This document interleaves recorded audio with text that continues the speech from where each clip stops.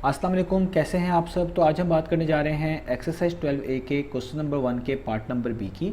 तो मेरे पास ये बुक 2 है जिसको D2 भी बोलते हैं और उसका ये चैप्टर नंबर 12 चल रहा है। तो जैसा कि आप लोग जानते हैं कि इस बुक का यानी D2 का न्यू एडिशन मार्केट में आ चुका है, वो पब्लिश हो चुका है और आपको सामने जो कवर नज़र आ रहा है ये भी अपडेटेड 7th एडिशन है, यानी न्यू एडिशन का कवर है। तो इससे पहले जो था वो ओल्ड एडिशन था, 7th एडिशन ही था लेकिन ओल्ड वन था। तो न्यू एडिशन के अंदर इस चैप्टर को जो है रिप्लेस किया गया है। बेसिकली इस चैप्टर में जो क्वेश्चंस हैं वो काफ़ी हद तक चैप्टर नंबर 14 से रिजेंबल करते हैं, जो कि बुक 1 में था यानी D1 में था। तो इन न्यू एडिशंस के अंदर कुछ चैप्टर D2 से D1 में गए हैं, कुछ D1 से D2 में गए हैं और बहुत माइनर सा कंटेंट नया है, बहुत सारा कंटेंट नया नहीं है। काफ़ी हद तक कंटेंट और टॉपिक्स वही हैं जो पिछली बुक्स में मिला करते थे। तो जो नंबरिंग चेंज हुई है, जो सीक्वेंस चेंज हुआ है, उसी के लिहाज से मैंने आपको चीज़ें बता दी हैं। तो ये जो अभी आप वीडियो देख रहे हैं ये न्यू एडिशन के मुताबिक है। जिनके पास ये न्यू एडिशन है उनके लिहाज से चैप्टर नंबर 12 बनता है, जिनके पास ये ओल्ड एडिशन है उनके लिहाज से डिफरेंट चैप्टर बनता है।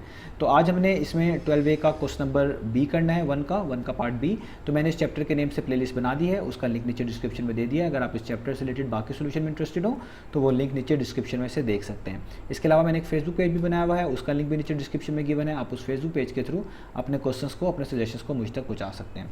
तो आइए रीड कर लेते हैं पहले क्वेश्चन को, इसको समझते हैं और फिर सॉल्व करते हैं। तो यहाँ पे लिखा हुआ है by first identifying the base find the volume of each of the following prisms. वो कह रहे हैं कि आपने इन प्रिज्म्स को, इनको हम प्रिज्म्स बोलेंगे, आपने इन प्रिज्म्स को बेस को पहले पहचानना है कि इनकी बेस क्या है और जब आप बेस को पहचान लें तो आपने इनका वॉल्यूम फाइंड आउट करके दिखाना है। प्रिज्म्स क्या होते हैं इसमें मैंने एक सेपरेट वीडियो जो है कवर की हुई है, वो आपको एंड स्क्रीन पे मिल जाएगी। आप वहाँ से उसको देख सकते हैं, आपको समझने में और आसानी होगी। तो सबसे पहले हम यहाँ पे शॉर्ट करके मैं डिफाइन कर देता हूँ कि प्रिज्म होता क्या है। तो प्रिज्म में कुछ कैरेक्टरिस्टिक्स होते हैं। तो प्रिज्म सबसे पहले एक 3 डायमेंशनल ऑब्जेक्ट होता है। 3 डायमेंशनल ऑब्जेक्ट का मतलब है लाइक अ बॉक्स, लाइक अ रूम, लाइक अ ब्रिक। एक 3 डायमेंशनल सॉलिड फिगर होती है ये बेसिकली, ठीक है।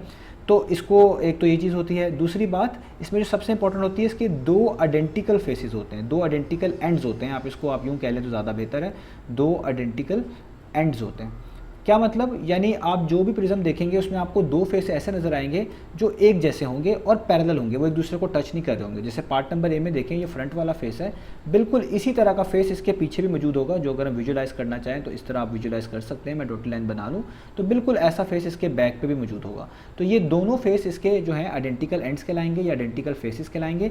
ये एक जैसे होंगे, पैरेलल होंगे, फ्लैट होंगे और एक दूसरे को टच नहीं करेंगे। तो प्रिज्म में ये खूबी लाजमी होती है। तीसरी बात, इसके बाकी के तमाम फेसेस, ऑल फेसेस जो है वो फ्लैट होते हैं। इसके अंदर कोई भी आपको कर्वेचर नहीं नज़र आएगी, कोई कर्व्स नहीं नज़र आएंगी लाइक क्यूबॉइड्स में, सिलेंडर में जो नज़र आती हैं। तो सारे फेस आपको इसके फ्लैट नज़र आएंगे। तो ऐसी आपको ज्योमेट्रिकल शेप जो नज़र आए उसको हम बेसिकली प्रिज्म बोलते हैं। अब बी पार्ट में आपके पास जो प्रिज्म है आप देख सकते हैं इसकी सारी डायमेंशन सेम है, लेंथ, वेड्थ या ब्रेथ कह लें, हाइट, सब की सब 18 है। तो इसको हम क्यूब भी कह सकते हैं, ये एक तरह का क्यूब भी है। और क्यूब भी एक बेसिकली स्पेशल केस कहलाया जाता है स्क्वायर बेस प्रिज्म का, क्योंकि अगर आप इसकी बेस निकालेंगे तो आपको स्क्वायर ही मिलेगी। तो ये क्यूब भी एक तरह का प्रिज्म ही होता है। अब सारा प्रॉब्लम ये रह गया, हम इसकी बेस किसको कहें। इसकी तो सारी ही जो एंड्स हैं वो हैं एक जैसे ही हैं, या आप कह लें इसके सारे तो फेसेस हैं वो एक जैसे हैं। तो हम उस चीज़ को आइडेंटिकल एंड काउंट करेंगे जो कि पैरेलल हो और एक जैसा हो, क्योंकि सारे एक जैसे हैं। तो मैं एक यहाँ से चूज़ कर लेता हूँ, आप इसमें से किसी को भी अगर बेस चूज़ कर लेंगे तो आपके लिए कोई भी प्रॉब्लम नहीं आएगा। बस याद रखिएगा बेस वो होती है जो दोनों एंड्स हों, एक जैसे हों, उस तरह की आपको दूसरी तरफ भी नज़र आ रही हो और वो पैरेलल हो, यानी एक दूसरे को टच ना कर रहे हो। जैसे फॉर एग्जाम्पल अगर मैं इसको कंसिडर करूँ कि ये मेरी बेस है, क्योंकि ये वाला फेस मेरी बेस है, तो इसी तरह का फेस मैं इसके पीछे बनाया जा सकता है। वो इसके पीछे मौजूद होगा क्योंकि यहाँ पे जो शेप है ये इस तरह नहीं बनी हुई। तो अगर आप इसको देखें तो ये वाला फेस बिल्कुल ऐसा ही होगा। तो हम इसी को इसकी बेस मान लेंगे। आप फ्रंट वाले फेस को और इसके जो बिल्कुल बैक पे ये वाला फेस है इसको भी बेस मान सकते हैं, ऊपर और नीचे वाले को भी मान सकते हैं। ये इसकी ओरिएंटेशन के फ़र्क के ऊपर होता है, लेकिन उसी को बेस मानिएगा जो कि आइडेंटिकल एंड्स वाली कंडीशन पर पूरा उतर रहा हो, यानी दोनों सेम हो और पैरेलल हो, एक दूसरे को टच ना कर रहे हो जिस तरह टच नहीं कर रहे। तो एक काम तो हो गया, हमने इसकी बेस पहचान ली। तो इसका सॉल्यूशन जब हम स्टार्ट करेंगे तो हम यहाँ पे लिखेंगे it has a square base. इसकी हमारे पास बेस कौन सी है, वो है स्क्वायर, वो एक स्क्वायर है। स्क्वायर क्यों, क्योंकि स्क्वायर एक ऐसी शेप होती है जिसकी तमाम साइड्स इक्वल होती हैं। और यहाँ पे आप देख लें, अगर हम इसको भी बेस मानते हैं इस वाली साइड को, तो इसकी तमाम डायमेंशंस 18 है, ये भी 18 है, ये भी 18 है, ठीक है। तो इसका ये तो चल गया कि इसकी स्क्वायर बेस है। तो ये like a square base prism हो गया, या स्पेशल केस ऑफ आप कह लें स्क्वायर बेस प्रिज्म हो गया। अब इसका वॉल्यूम निकालना है, ठीक है। तो वॉल्यूम ऑफ अ प्रिज्म तो बहुत आसान है। आपको फॉर्मूला मैं याद करा चुका हूँ, किसी भी प्रिज्म का वॉल्यूम निकाल रहा हूँ तो हम क्या करते हैं, हम मल्टीप्लाई करते हैं बेस एरिया को उसकी हाइट से। हाइट की जगह कभी कभार कुछ लोग लेंथ भी बोल देते हैं, वो भी इस सिनेरियो में सेम है, ठीक है। तो अब पहले हमें क्या निकालना पड़ेगा, हमें पहले बेस एरिया निकालना पड़ेगा। तो आइए सबसे पहले बेस एरिया निकाल लेते हैं। तो बेस एरिया उसी का निकलेगा ना जो बेस होगी। तो हमारे प्रिज्म की बेस क्या है, हमारे प्रिज्म की बेस एक स्क्वायर है। मैं उसको शेड भी कर देता हूँ आपकी आसानी के लिए। हमारे प्रिज्म की बेस एक स्क्वायर है, जो एक जैसे ऐड होते हैं उन्हीं को हम बेस बोलते हैं, उन्हीं के नाम पर प्रिज्म का नाम रखा जाता है। तो ये हमारी बेस है मिसाल के तौर पे। तो इसकी अगर बेस अगर आप इसको देखा जाए तो ये एक स्क्वायर है, ठीक है, इसकी सारी लेंथ इक्वल है। और अगर आप इस फ्रंट वाली को भी बेस मान लेते तब भी बात ठीक थी, क्योंकि इसके पीछे भी बिल्कुल इसी तरह की चीज़ आपको मिलनी थी। तो अगर हमारे पास ये बेस स्क्वायर है तो आपको पता है हमें यहाँ पे स्क्वायर के एरिया का फॉर्मूला यूज़ करना पड़ेगा, वो फॉर्मूला यूज़ करना पड़ेगा जो हम तब यूज़ करते हैं जब हमारे पास स्क्वायर हो। तो उसका फॉर्मूला क्या होता है, उसका फॉर्मूला होता है लेंथ टाइम्स लेंथ, या आप लेंथ का स्क्वायर भी इसको लिख सकते हैं, दोनों फॉर्मूलाज का मीनिंग एक ही जैसा होता है। तो हमारे पास क्योंकि यहाँ पे सब जगह लेंथ एक ही है, सब में 18 ही लिखा हुआ है, तो आप इसलिए क्या कर देंगे, 18 को 18 से ही मल्टीप्लाई कर देंगे। 18 सेंटीमीटर मल्टीप्लाई बाय 18 सेंटीमीटर, तो हमारे पास बेस एरिया आ जाएगा। अब जस्ट मल्टीप्लाई करना है, बहुत आसान सा है। 18 को आप किससे मल्टीप्लाई करें, 18 से, तो आपके पास आंसर आएगा 324 सेंटीमीटर स्क्वायर्स, ठीक है, एरिया है, ठीक है।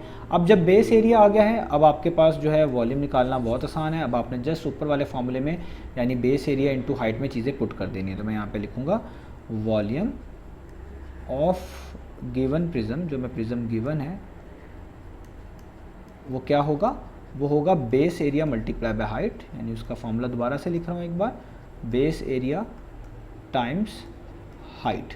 तो बेस एरिया तो अभी ऊपर निकाल कर बता दिया, ये निकला हुआ है 324, तो यहाँ पे लिख लें 324 सेंटीमीटर स्क्वायर। और हाइट कितनी है, तो ये तो सबसे आसान प्रिज्म है क्योंकि इसकी सारी ही डिमेंशंस 18 है। आप किसी को भी चूज़ कर सकते हैं क्योंकि सारी ही एक जैसी है, तो हाइट भी इसकी 18 ही होगी।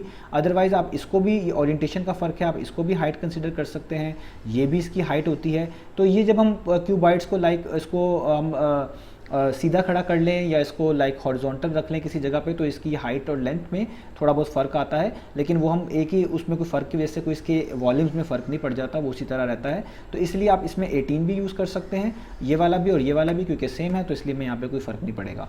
तो हाइट इसकी क्या हो जाएगी यहाँ पे, जस्ट 18 सेंटीमीटर। और volumes in terms of cubes होता है, तो अब आपने यहाँ पे 324 को 18 से मल्टीप्लाई कर देना है।